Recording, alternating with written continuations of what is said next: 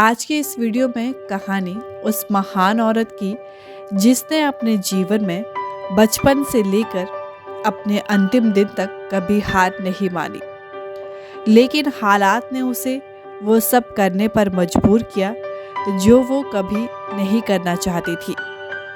हम जिस महान शख्सियत की बात कर रहे हैं वो है फूलन देवी।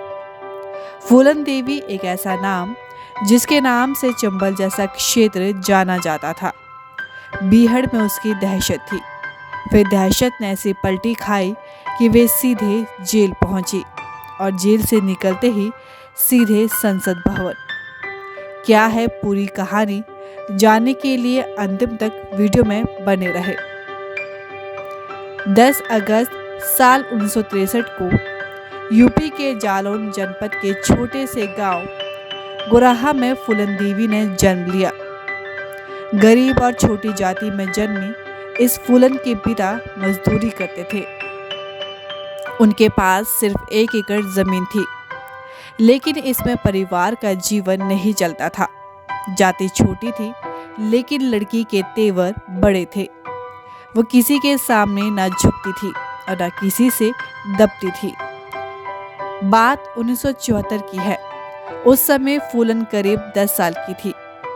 तब पता चला कि सगे चाचा ने दबंगई से उसके पिता की जमीन हड़प ली है।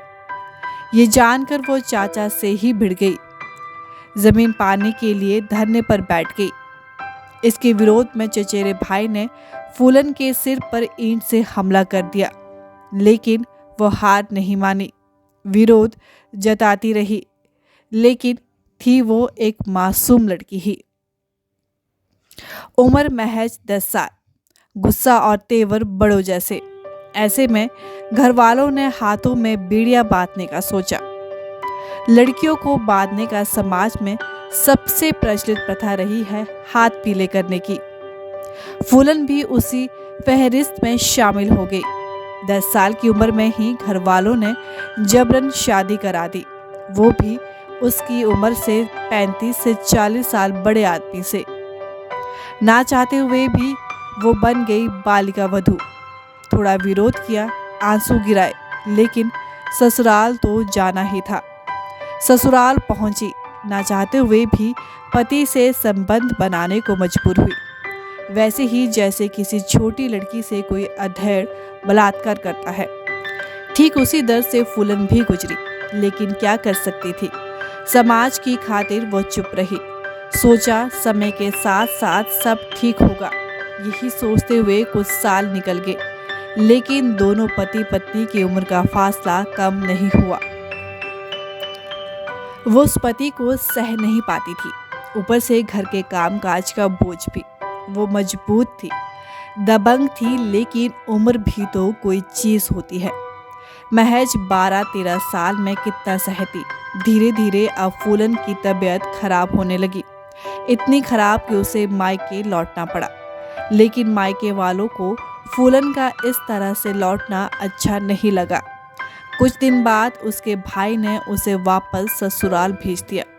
ससुराल पहुंचने पर फूलन को पता चला कि उसके पति ने दूसरी शादी कर ली है।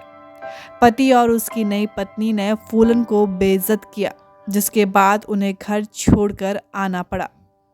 ससुराल और मायका दोनों को छोड़ने के बाद फूलन चंबल के डाकुओं के गैंग में शामिल हो गई थी।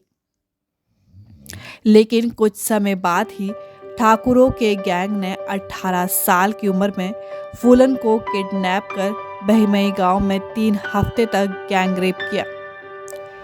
वो किसी तरह उन ठाकुरों के चंगुल से बचकर भाग निकली और इसके बाद सन 1981 में फूलन देवी ने अपने साथ हुई ज्यादती का बदला लेते हुए 22 ठाकुरों को लाइन में खड़ा कर गोलियों से भून दिया था।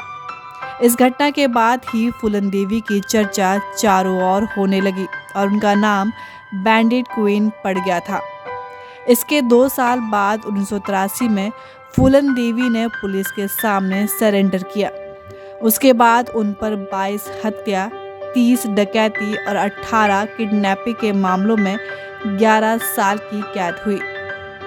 11 साल सजा काटने के बाद उन पर लगे सारे केस वापस ले लिए गए थे। जेल से बाहर आने के बाद फूलन ने उमेद सिंह से शादी रचाई और समाजवादी पार्टी से चुनाव लड़ते हुए जीत गई।